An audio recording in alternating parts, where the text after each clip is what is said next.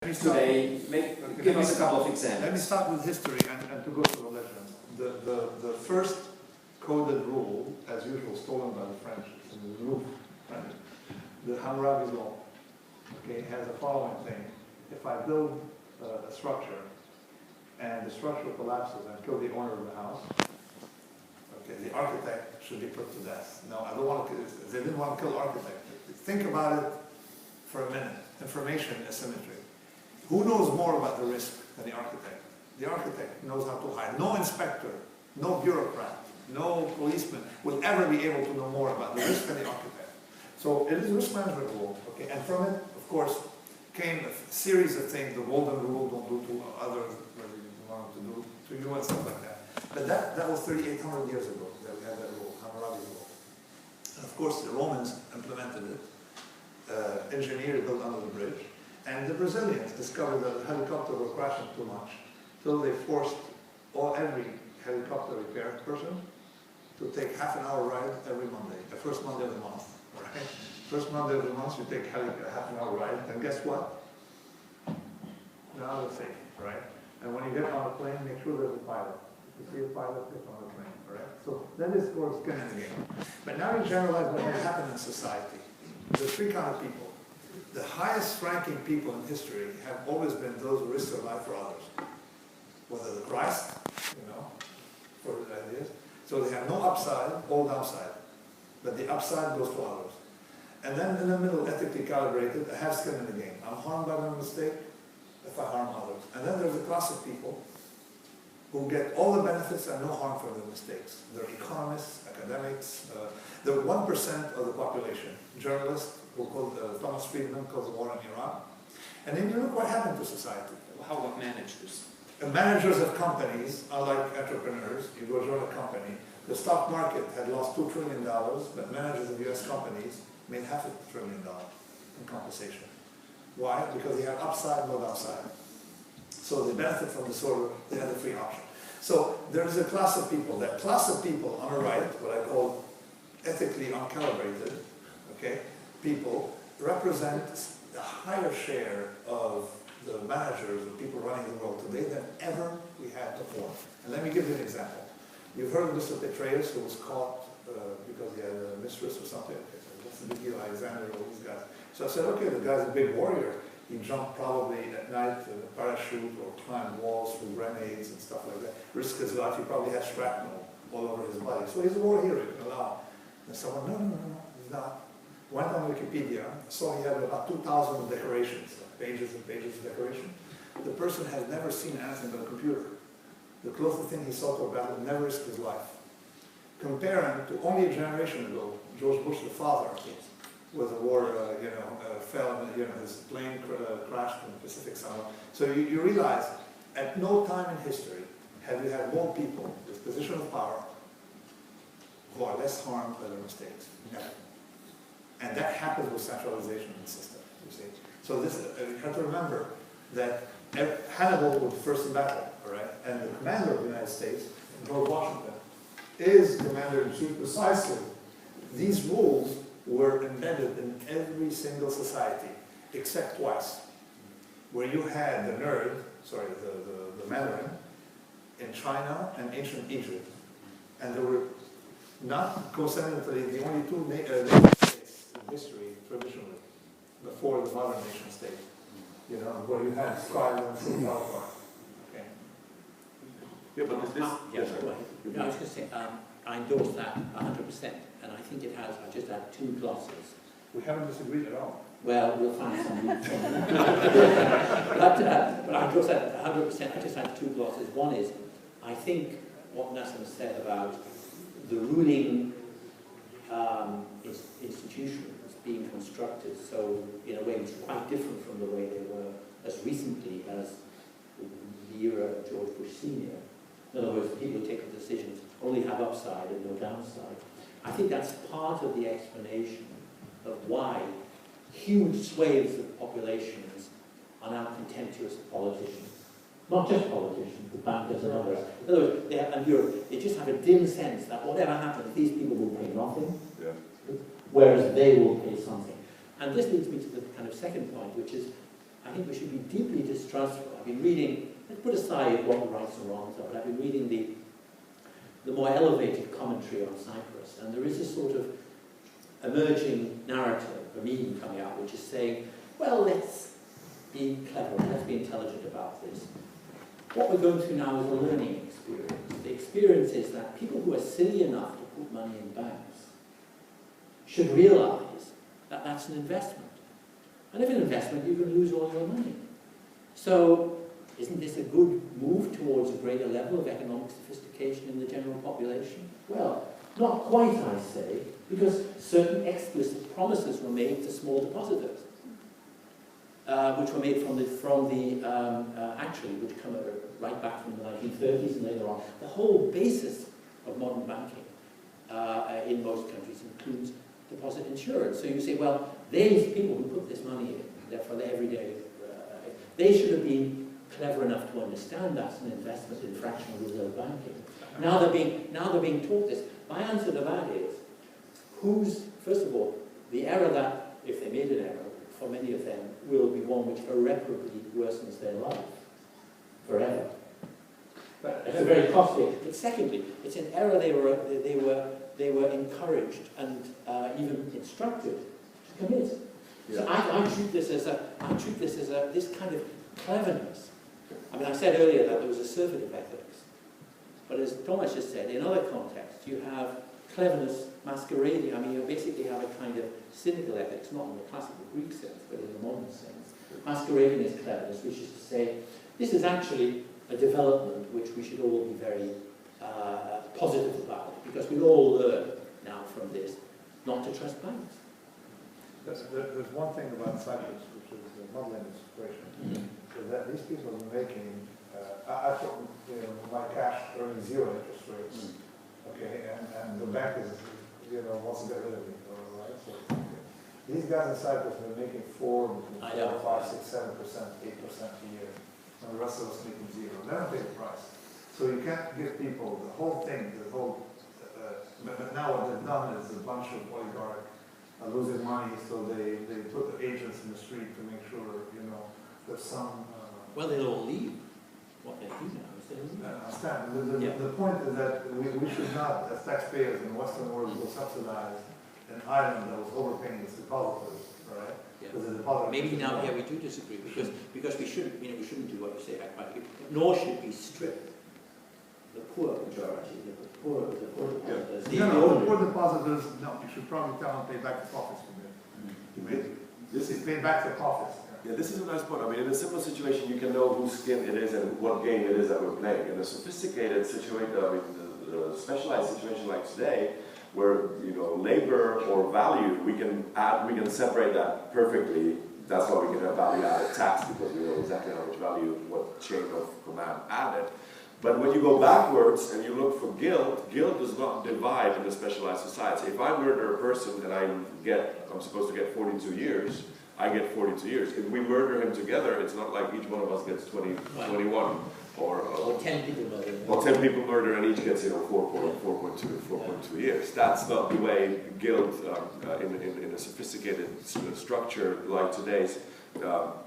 Guilt does not, or skin does not easily divide like that. That's why, and I'm coming to the original sort of note that I had in the beginning, there is, and I know this is philosophically and ethically very uncomfortable, but we somehow need to reopen the question of collective guilt. I mean, this is a question that has been taboo, but it is something that all the ancients, in some form of a myth, dealt with. One example is the year of Jubilee. Everybody was in debt, and you can see this perfectly in the Cyprus situation.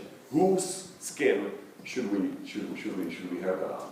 Is it the saver? Should everyone be skinned? Should everybody be skinned in the same proportion? Whose skin is it? What game is it? Is this called, save money, or is it an investment? You just naming the game completely changes the skin of the individual. By the way, if there's a benefit to anyone, it will be to those other tax havens, which includes Britain. Right. To which those oligarchs move their money. Yeah, and the old system sort of, my last sentence on this was this sort of a reset. Even your computer, freezes from time to time. And societies older than us knew that this happens.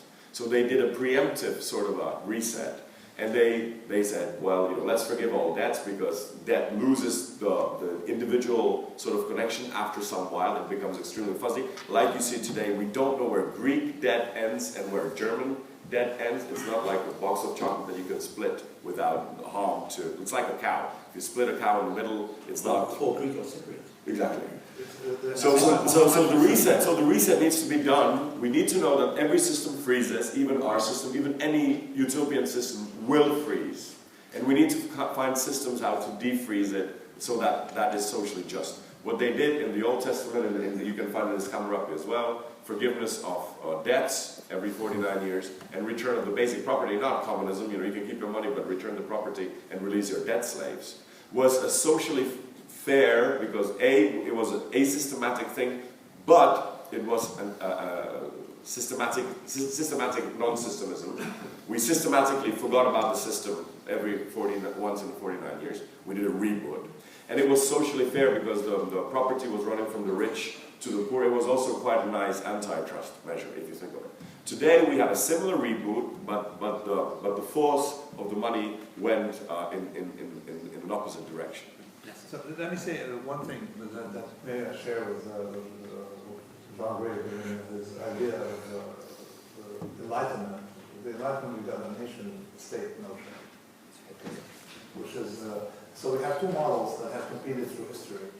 A model of city-states, sometimes under some empire, that doesn't, do anything except with Pax Romana, prevents them from getting attacks and a military system. So, and of course we have a nation-state, that romantic nation-state, typically with racial connotations in the Germanic world and invented fictional common history in France and stuff like that. And then when you look at it, Europe is born out of that mega nation-state, not seeing the contradiction. And the strange thing about Europe is that probably a Germanic idea, and I'm going to shock people by saying that they invented this Greek origin to give aristocracy the notion. In fact, there's a lot of stuff. Babylonian origin were now Greek, right? Egyptian and Babylonian history were in the late 17th, late 18th century, early 19th century, were cut off. And then you have that thing, So we should abolish the nation state. No, abolish the nation state. Have the city state is a model of the future. And then when you look at these meta structures, right? First of all, the notion of Europe, okay, is a very weird notion because if you ask a Roman, there are two kind of countries. There are countries with butter, countries with olive oil, and the cup is a poor river, no? The Gaula, and then of course. Well, it's about here, the Alps. Oh, whatever, no, the olive oil, you can change the nation. So that was the Mediterranean is an ecosystem with a common culture associated with normal, and then you had Northern Europe and the other parts, different culture. So what I'm saying, if you want to do things right, that's what it will do. Not some someone in the ancient world who thought that way, you see. The problem, of course, you have the Rome, Christianity, things got complicated later on. But to go back to, you will always fail when you have a big structure trying to make claims like the state of France, and always win when you let things ecologically develop to what they like to be, which is what they love, the city-states. Nation-states love war. Unification of Germany, Bismarck. The war with France, first war, second war, okay? City-states, I have an aphorism here, I can't find it in Italian, but nation-states love war, okay? City-states love commerce, families love stability, individuals love entertainment, okay? So, and this is, in the end, this is what has worked. So this is, and the model of city-states now is competing. Dubai, Singapore, New York. New York wants to be its own city-state, and it's pretty much becoming its own city-state. With its own religion. So it's London, city-state. The Barcelona wants to be its own sort of Catalonia, its own state. So I think the future is more like Switzerland, where you guys are not city-state, you're village-state, canton, bottom-up system. And I was shocked. I was in Paris at the luncheon. We need more. We're not doing enough. We're not integrating enough. Europe, the crisis proves that we shouldn't integrate more. I thought, sorry.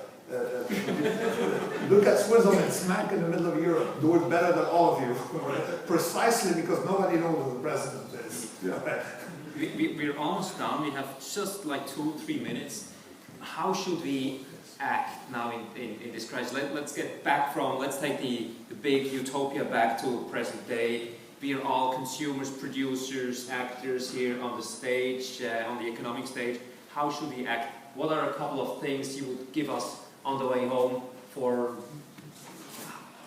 a couple of tips how we should act in the coming weeks, months, years? To my mind, the biggest risk at the moment is not that the huge structures, utopian structures that have been created, collapse. That's not the biggest risk. The biggest risk is that they don't collapse for a long time. Because if they don't collapse for a long time, they'll coexist with festering, violent, horrible politics.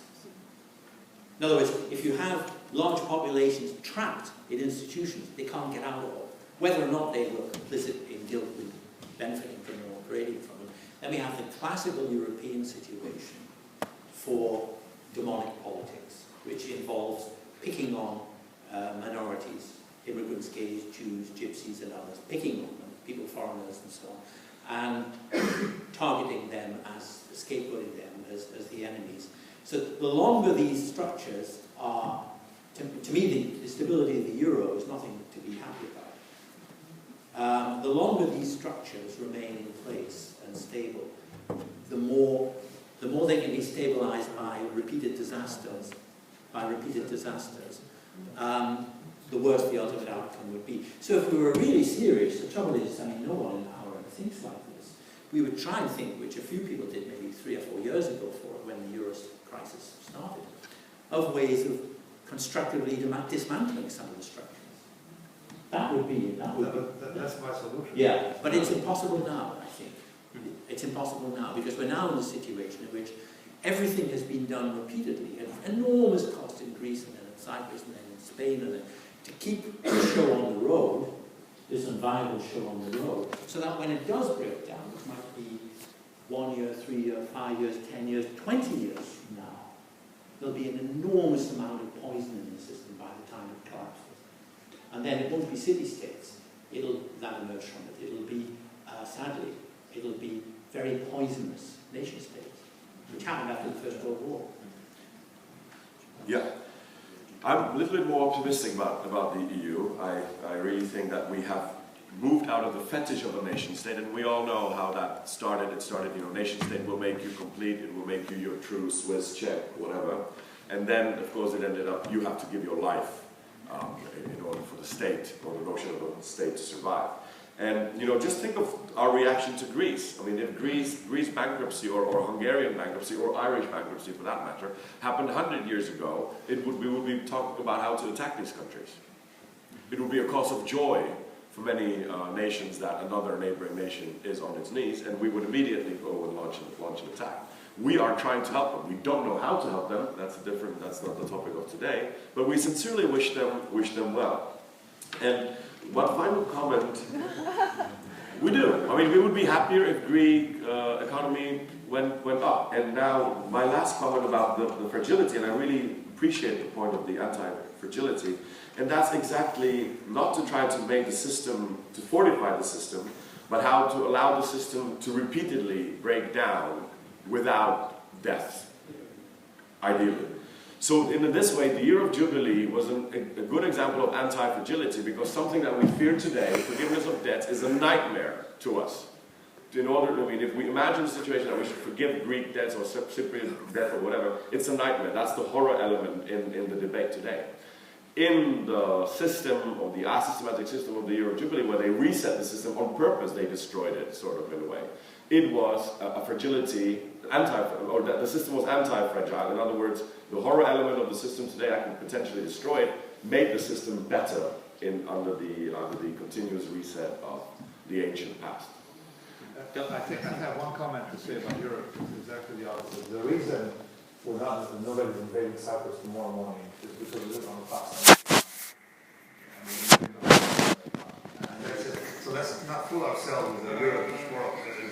The good thing, okay, the value Europe has brought would be that states wouldn't attack each other anymore. That's all we need. Right? That's all we And need. that has been Only so city-states flourish and you're happy, there's NATO. But the problem is it's Pax Americana, not so much input from the system itself.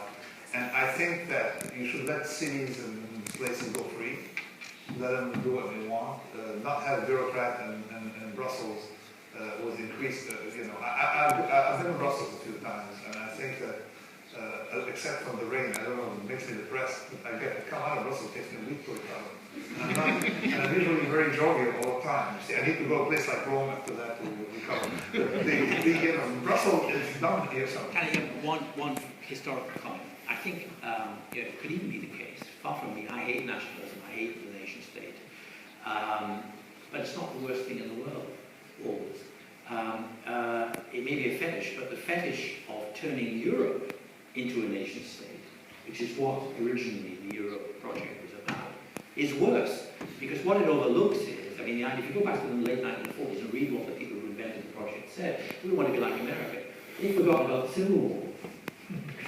The dollar didn't become the national currency till the Civil War. The first central bank was near 1913, 1913, I think, at the time of the First World War.